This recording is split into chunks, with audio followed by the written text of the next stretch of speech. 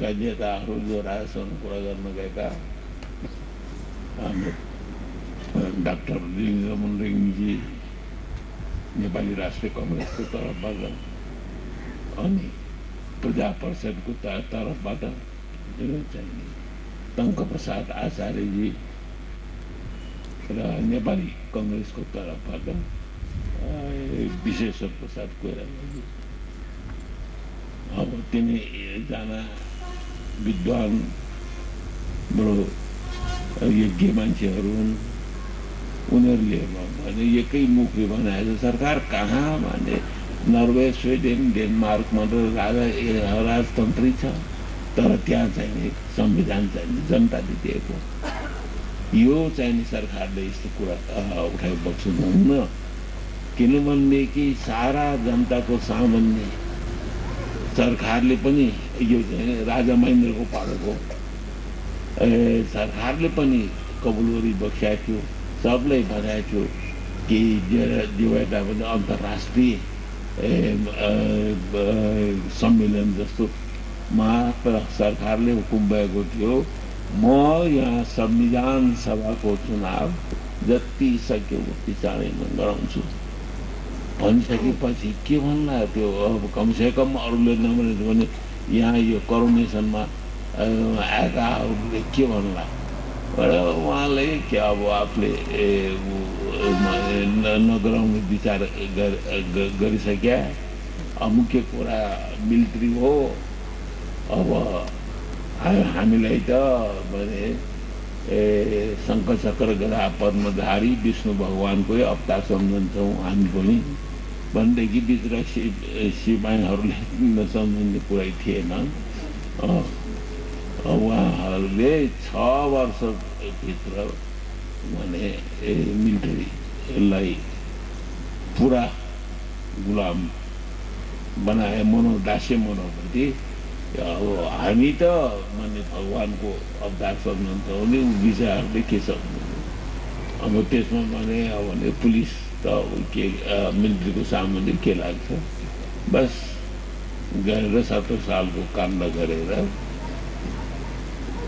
भने 30 वर्षसम्म 17 सालको काण्ड 17 सालमा गर्यो, त्यसको हिसाब गर्दाखेरि 46 सालमा चाहिँ 30 वर्ष। अनि त्यो अगाडि नै राजाको हातमा सत्ता गइसकेको थियो। अब राजनीतिक मान्छेहरू अब उनीहरू पनि आहा मन्त्री हुनु पाएर के नपाउला, के ऊ होला भन्ने जस्तो। अब त्यस वखतमा पनि मन्त्रीले बेइमानी गर्न खोजेको भए तापनि मुस्किलले 1,00,000-2 लाख कुराको घुस खाने मौका मुस्किलले त्यो पनि। अहिले त तपाईँको करोड त बने नगर्ने कुरा हुँदाखेरि अब के करोड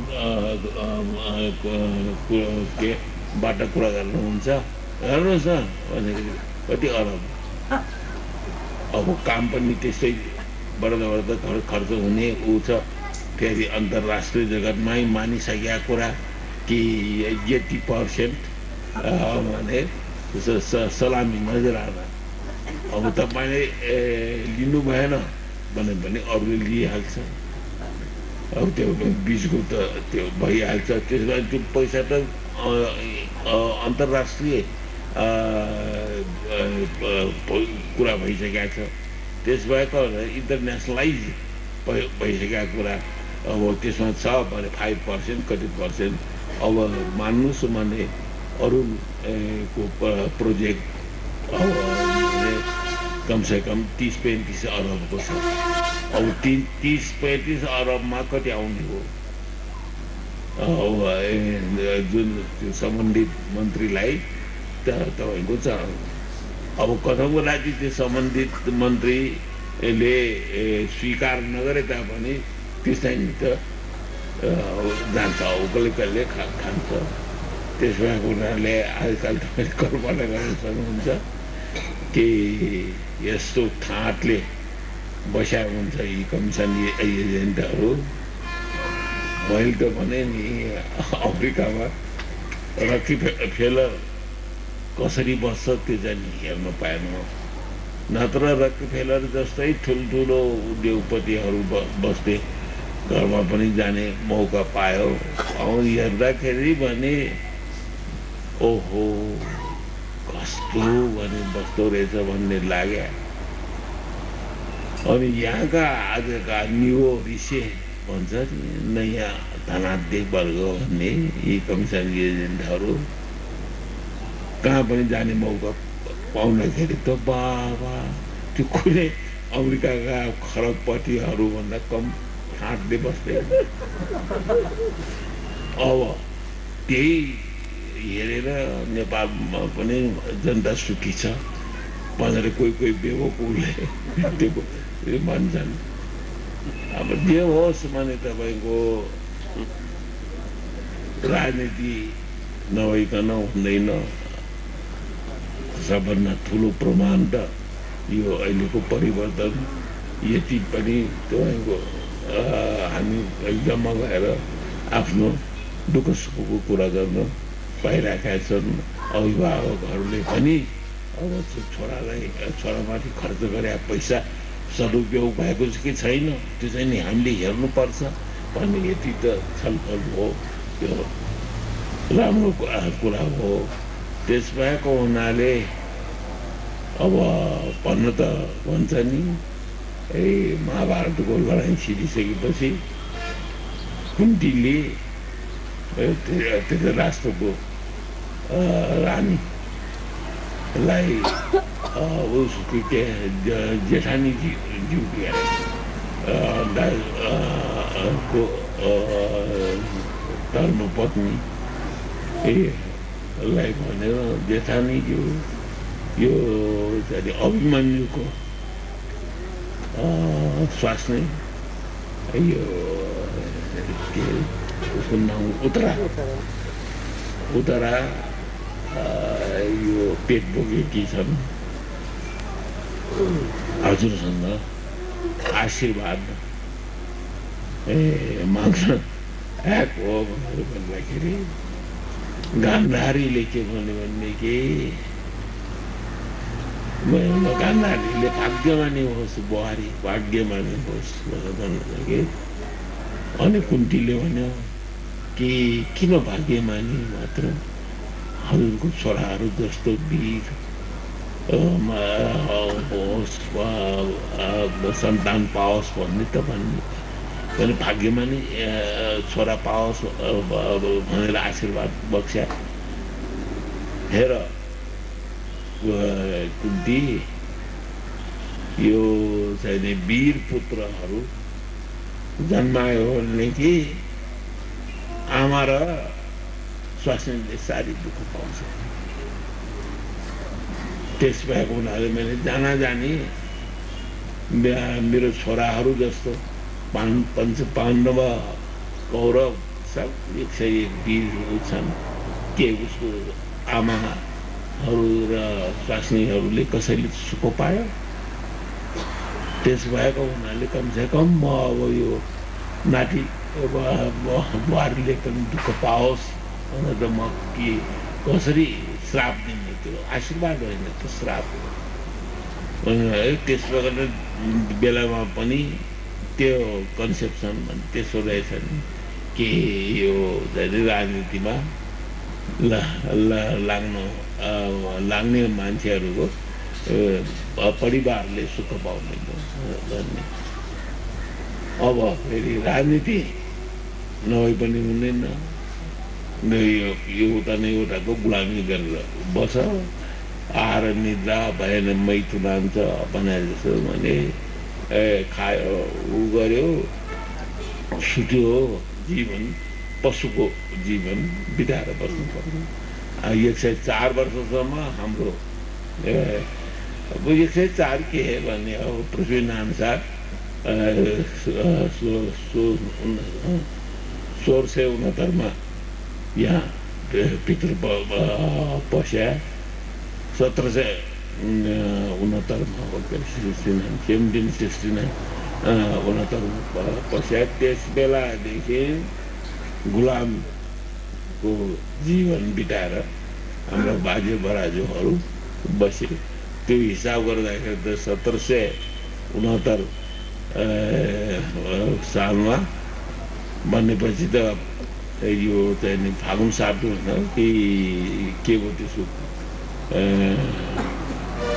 यो क्रान्ति भएर सर्वप्रथम मन्त्रीमण्डल बन्या 18 फेब्रुअरी मा मन्त्रीमण्डल बन्यो। गर्दाखेरि 1669देखि गुलामी जीवन बिताएर हाम्रा पुर्खाहरूले आए। अनि त्यहाँबाट 60 सालको करस्पोन्डेन्ट के भयो तपाईँको अङ्ग्रेजी तारिख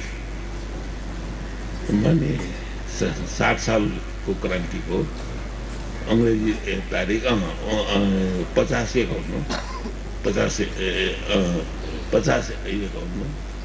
50-51मा त्यो कदाउनु पर्यो। 1769 अनि कति वर्ष हो 50 सालै राख्नुहोस् न, ल 51 सालै राख्नुहोस्। 1745 वर्ष 45 के 145 वर्ष 151 वर्षसम्म माने गुलाम भएर के माने तपाईँको इज्जत थियो र माने त्यही तपाईँको भने नि अब भने सार्वभौम सत्ता सम्पन्न जनता भयो।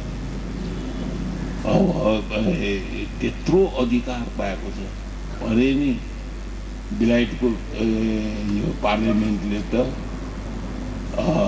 स्वास्नीलाई आइमाईलाई लोग्ने मान्छेलाई आइमाई बनाउनु चाहिँ सक्दैन। त्यो बाहेक अरू जे पनि गर्न सक्छ भन्ने त्यस्तो चलन छ। हाम्रो नेपालमा त यो यत्रो जनता अब सार्वभौम सत्ता सम्पन्न भइसकेको छ। अहिले त जनताले माने चाहेको खण्डमा यहाँ त आइमाईलाई लोग्ने मान्छेलाई आइमाई पनि बनाउन सक्छ, त्यत्रो पावर।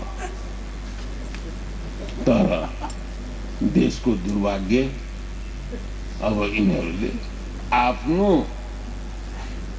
स्वार्थको निम्ति यो प्रयोग गरिरहेका छन्। अहिले त जति लिडर छन् माने अक्षर चाहिँ 6वटा हो। एलडीए डीईआर को सत्तामा डीईए एलडीआर सब डीलर माने के लाजले टाउको निहुराउनु पर्छ। एउटा नेता असल निक्लिन्छ। अब त्यो भने मरे त्यस्तो आपत आइपर्यो भनेदेखि मर्न पनि तयार हुन्छ, मर्छ पनि। नेताहरू त्यो सानोतिनो तपस्या गरेर अहिले नेता भएका छैनन्, सब हो त्यो चाहिँ हो। तर अहिले चाहिँ कोही पनि के खरो उतर्न सकेको छैन मेरो दृष्टिमा। अब त्यो भन्ने चाहिँ मलाई कति अधिकार छ त्यो अर्कै कुरा। मैले बस गयो, अरू सब दुःख पाएछ यति हैरानी दुनियाँभर यति सङ्कट यति आपत सब झेलेर बाबा यो त साँच्चै नि तपस्वी हो बा, यो चाहिँ नि मन्त्री भयो। अब पहिले त त्यत्रो दुःख पाएर हाम्रो असल गर्न खोजे, यो आएपछि त असलै होला भनेर ऊ आशा गर्छ। मैले ऊ त अर्कै भएर जान्छ। त्यो चक्का चौडमा फस्दाखेरि एकदम कस्तो एउटा कोही नेता त्यस्तो निक्लेन जसले तपाईँको यो चाहिँ नि आफ्नो तपस्या त्यागको अनुरूप यो अन्तिम परीक्षामा उत्रेको मैले देखेँ। बडो ठुलो दुर्भाग्यको कुरा। अब त्यो 17 सालमा हामीले समातेर लग्यो, त्यो सिंह दरबारमा थुनेपछि अनि त्यही बखतमा विद्यार्थीहरूको परीक्षा जस्तै हामीलाई बोलाएर लग्यो। एउटा त्यही विद्यार्थीको जस्तै सानो टेबल, एउटा त्यो क्वेसन पेपर अटाउने र सायद मसी एउटा अटाउने, त्यो मसी पनि राखेको थियो। राखेर तपाईँको माने सवाल सोध्यो कि अरू धेरै सवाल सोध्यो, जम्मा कति हुँदा 29वटा सवाल सोध्यो। त्यसमा भने अलि दिलचस्पी लाग्ने कुरा चाहिँ के थियो भनेदेखि जुन देशको जनता प्रजातन्त्रको नाउँमा नमोभागीसम्म जान्दैन, त्यो माने जनतालाई पूर्ण प्रजातन्त्र दिएर कहीँ सफल हुन्छ भन्ने थियो। अनि पौष यो समात्या ज्येष्ठ 25 गते त्यो सुन्दर जलमा लाग्यो। अनि भोलि बिहानसरी निस्केपछि उठै अलि चहल पहल बिहानको क्रिया त्यो सब सिद्ध्याएर अनि कोइरालाजी बसेको कोठामा म गएँ। पहिला कोइरालाजी अहिले मलाई त्यहाँदेखि साह्रै नै हेलो हेलो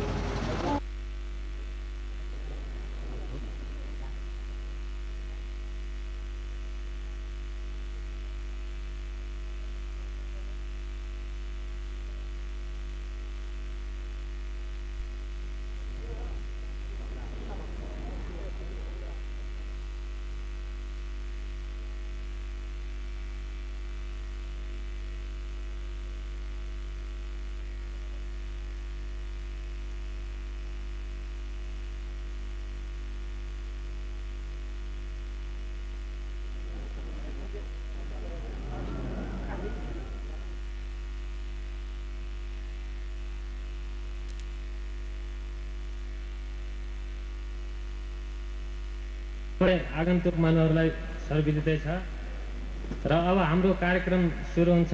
हाम्रा प्रमुख अतिथि वरिष्ठ राजनीतिज्ञ गणेशमान सिंहज्यूलाई माल्यार्पण, यस अभिभावक सङ्घका कार्यकारी सदस्य तथा व्यवस्थापन समितिका अध्यक्षज्यूबाट माल्यार्पण गरिदिनु हुन विनम्र अनुरोध गर्दछु।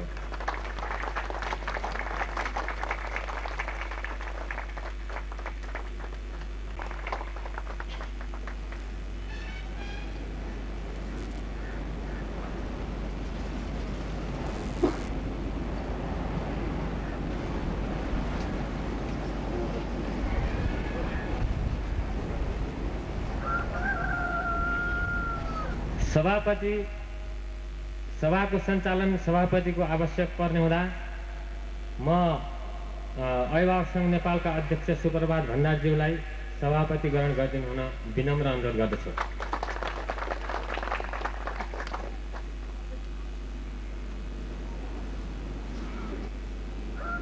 कार्यक्रम सुरु हुन्छ। अब हाम्रा प्रमुख अतिथिज्यूबाट पानसमा बत्ती बाली समुद्घाटन गरिदिनु हुन अनुरोध गर्दछु।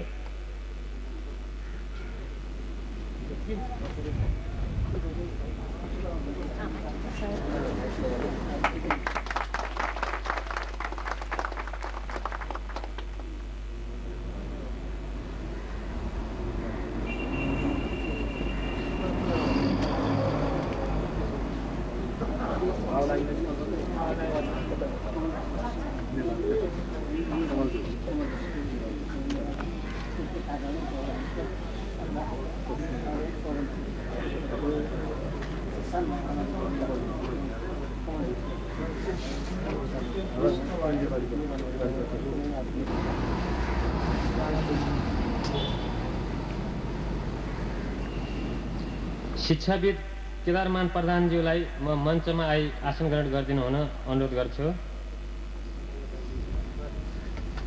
डाक्टर निर्मल कुमार बिष्टज्यूलाई मञ्चमा आई आसन ग्रहण गरिदिनु हुन विनम्र अनुरोध गर्दछु।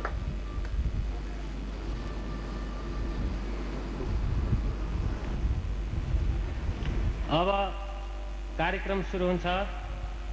अभिभावक सङ्घ नेपालका सचिवज्यू कुमार केसीज्यूबाट स्वागत भाषण गरिदिनु हुन अनुरोध गर्छु।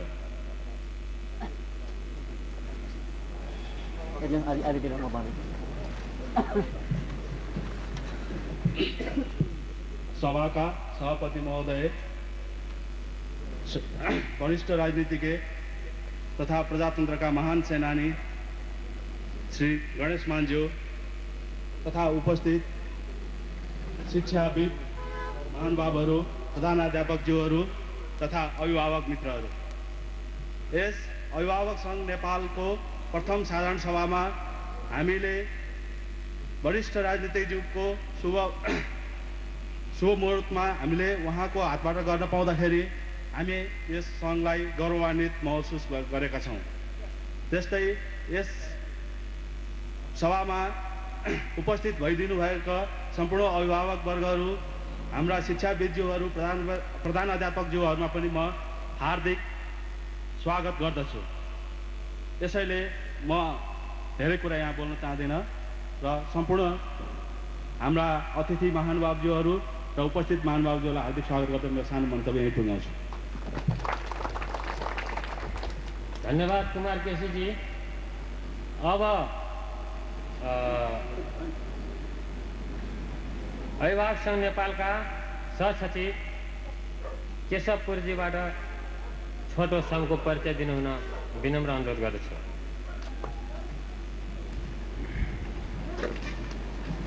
सभापति महोदय, वरिष्ठ राजनीतिज्ञ श्री गणेशमान सिंहज्यू, उपस्थित दाजुभाइ तथा दिदीबहिनीहरू,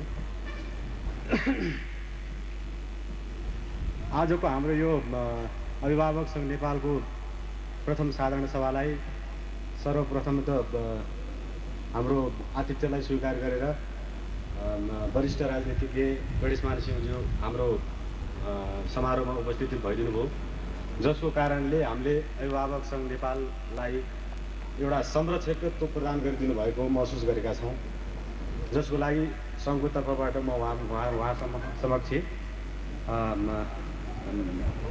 कृतज्ञता ज्ञापन गर्न चाहन्छु।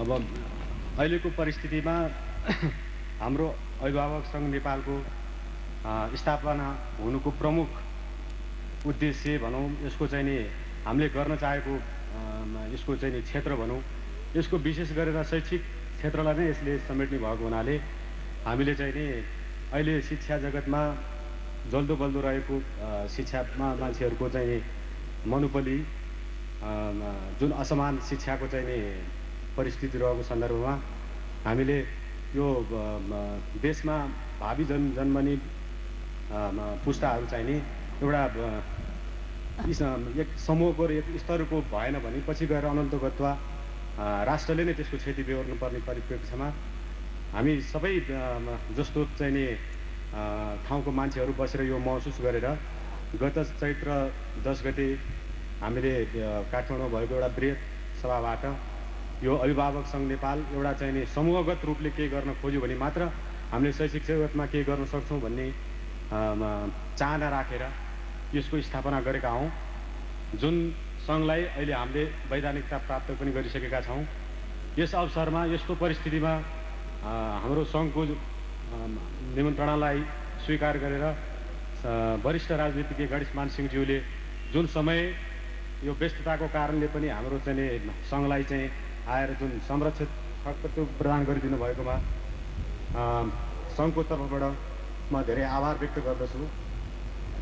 वास्तवमा हाम्रो देशमा अहिलेको परिस्थितिमा शिक्षा जगतमा नसकेको खण्डमा पछि गएर हाम्रा बालबालिकाहरूले देशको कुन चाहिँ उसमा साइड लिन्छन् भन्ने कुरालाई महसुस गरेर आजदेखि नै यी कुरामा हामीहरूले समय दिएर नसोचिदिने हो भने भोलि गएर अनन्त गतमा राष्ट्रले नै यसको क्षति बेहोर्नुपर्ने परिस्थितिमा हामीले यो कुरालाई मनन गरेर श्री 5 को सरकार समक्ष एउटा दबाव समूहको रूपमा काम गर्ने उद्देश्य राखेर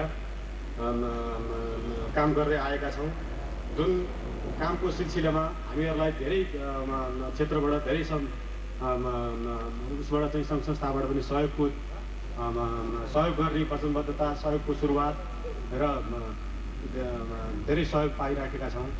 यस्तो अवस्थामा विशेष गरेर श्री 5 को सरकारसँग हामीहरूले एउटा ज्ञापन पत्र पेश गर्ने परिप्रेक्ष्यमा वृहत अभिभावकहरूसँग सुझाव सङ्कलन गरेर त्यो सुझाव सङ्कलनलाई एकमुष्ट तयार पारेर त्यसलाई चाहिँ 16 सूत्रीय मागको रूपमा हामीले श्री 5 को सरकारलाई पेश गरेर सीमित गर्दा भोलि गएर परिस्थितिले अर्को रूप लिन सक्छ।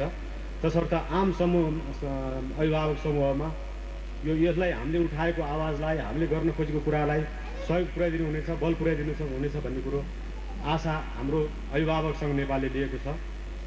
यस सन्दर्भमा आजको स्थितिसम्म हामीले सङ्घले जुन स्थितिमा अगाडि बढिरहेका छौँ यसलाई धेरै समूह र धेरै वर्गको सहयोग पनि हामीले त्यतिकै प्राप्त गरेका छौँ। आजको स्थितिसम्ममा फाइनेन्सियली रूपमा सहयोग गर्ने भनौँ, अरू अफिसको चाहिँ नि राख्ने मेज टेबलदेखि लिएर सबै सहयोग यहाँको दाताहरूले गरिदिनु भएको छ, जसमा पनि प्रमुख रूपले अहिलेको सन्दर्भमा उहाँहरूको नाम पनि भन्न जरुर मैले ठानेको छु। यसमा विशेष गरेर अहिले सङ्घलाई सहयोग गर्ने रूपमा हाम्रो संयोजकको रूपमा आर्थिक सङ्कलन उपसमिति भनेर एउटा कमिटी गठन गरेका छौँ। त्यसको संयोजकको रूपमा सिबी थापाज्यूले हामीलाई यसमा चाहिँ नि सङ्घलाई पनि केही फन्ड चाहिन्छ, तपाईँहरू केही रकम नभइकन यो रन गर्न सक्नुहुन्न भन्ने महसुस गरेर उहाँले संयोजकको सम्हालिदिएर त्यसमा चाहिँ नि केबी शर्माज्यू सदस्य हुनुहुन्छ, त्यसै गरेर केदार कार्कीजीले सहयोग पुर्याइराख्नु भएको छ, त्यसै गरेर किरण श्रेष्ठज्यूले पनि हाम्रो सङ्घको चाहिँ यो आर्थिक सङ्कलनको रूपमा काम गरिराख्नु भएको छ। त्यसै गरेर सुरुदेखि नै हामीलाई यो विधान तयार गर्ने समयदेखि लिएर आजको दिनसम्म पनि हरेक कुरामा चाहिँ सहयोग पुर्याउनु हुने विजयराज जोशी, त्यसै गरेर सोनसिंह बस्नेत, पुरुषोत्तम पाण्डे उहाँहरूले पनि हाम्रो सङ्घको लागि ठुलो सहयोग गरिराख्नु भएको छ। त्यसै गरेर विभिन्न अरू त अनि यसरी त धेरै साथीहरूले सहयोग गर्नु भएको छ, उहाँहरूको सबैको नाम अहिले लिन समय पनि नभएको कारणले गर्दाखेरि अझ यसलाई बल पुर्याइ परिचय दिएर जानुभयो। अब अभिभावक सङ्घ नेपाल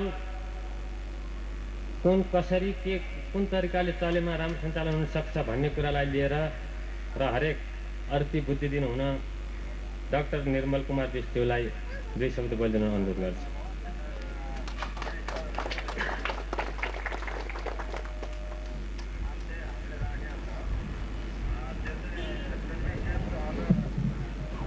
सभाका सभापति महोदय, आदरणीय गणेश मानज्यू, हुन त अहिले उद्घोषक साथीले अर्थी बुद्धिको कुरा गर्नुभयो। अब अर्थी बुद्धि त अब त्यसको काबिल त के हामी होला र, तर चाहिँ आफूलाई लागेका केही कुराहरू चाहिँ नि यसो व्यक्त गर्ने अवसर प्रदान गर्नुभएकोमा आयोजक साथीहरूलाई म धन्यवाद ज्ञापन गर्दछु। साथै यस सङ्घको आज यो प्रथम महाधिवेशन सम्पन्न भई यसले आफ्नो निरन्तरता कायम गरेको र यसले आफ्नो चाहिँ एउटा औपचारिक स्वरूप पनि कायम गरिसकेको र यसले चाहिँ नि छोटो अवधिमै एउटा सृजनशील, सानै भए पनि सृजनशील कार्यहरू गर्दै आफ्नो अस्तित्वको पहिचान चाहिँ नि गर्दै जाने क्रम चाहिँ नि मा रहेको सन्दर्भमा यसको उत्तरोत्तर प्रगतिको कामना गर्दछौँ र समाजमा रहेका सबै यस समाजका सन्ततिहरूप्रति एउटा सन्ततिहरूको भविष्यप्रति चिन्तित समुदायहरूको तर्फबाट यस सङ्घलाई चाहिँ नि सहयोग सल्लाह चाहिँ नि निरन्तर प्राप्त हुने नै छ भन्ने मलाई विश्वास छ। सर्वप्रथम अहिलेको सन्दर्भमा शिक्षा भन्नासाथ शिक्षा कतै यसो हेर्दाखेरि सबैभन्दा एउटा उपेक्षित क्षेत्र र सबैभन्दा उपेक्षित चाहिने क्षेत्र नै शिक्षा क्षेत्र भएको हो कि मतलब समाजले पनि यसलाई चाहिने जुन दिनुपर्ने महत्त्व अथवा समाजले पनि यसप्रति जाहेर गर्नुपर्ने चिन्ता अथवा चाहिने अन्य सङ्घ संस्थाहरूबाट पनि यो क्षेत्रप्रति गरिनुपर्ने चाहिने चिन्ताकै कुरो हो। त्यसपछि चाहिने सहयोग र सरकारको तर्फबाट जुन मुख्य प्रमुख भूमिका प्रमुख जिम्मेवारी हुन्छ त्यतापट्टि पनि यसले कतै प्राथमिकता नपाएको हो कि भन्ने खालको चाहिने आभास मिल्दछ। यो स्थिति चाहिने जारी रहने भयो भनेदेखि हामी सबैलाई नै थाहा छ कि देशको भविष्य चाहिने सुनिश्चित अथवा देशको सन्ततिको भविष्य चाहिँ राम्रो हुँदैन र कुनै संसारमा कुनै पनि देश शिक्षालाई जोड नदिकन शिक्षालाई प्रथम प्राथमिकता नदिकन कुनै पनि देश चाहिँ संसारमा विकसित भएको छैन। शिक्षा बिना कुनै पनि देश चाहिँ संसारमा विकसित भएको कुनै उदाहरण नै छैन। अब अहिले आएर हाम्रो खास गरेर यो उच्च शिक्षाको एकातिर समस्या छ भनेदेखि माध्यमिक तहसम्मको शिक्षाको अर्कै किसिमको समस्या छ। अब माध्यमिक तहको शिक्षा जुन चाहिँ शिक्षाको जग नै हो त्यसमा चाहिँ नि खास गरेर अहिले आएर शिक्षा सम्बन्धी कुरा गर्नखेरि दुईवटा विषयलाई चाहिँ नि बढी चाहिँ नि हाम्रो ध्यान केन्द्रित गर्नुपर्ने हुन्छ। एउटा चाहिँ नि सरकारी स्तरमा चलेका शिक्षालयहरू स्कुलहरूको स्थिति के कस्तो छ, समाजले आशा गरे अनुरूप अथवा सरकारको नीतिमा तय भएका जुन नीति अनुरूप ती चलेका छन् छैनन्। मतलब समाजले अपेक्षा गरेको शिक्षा हामीले दिन सकेका छ कि छैन, त्यो जेनरल चाहिँ जुन हाम्रो यो शिक्षालयहरूबाट नम्बर 1।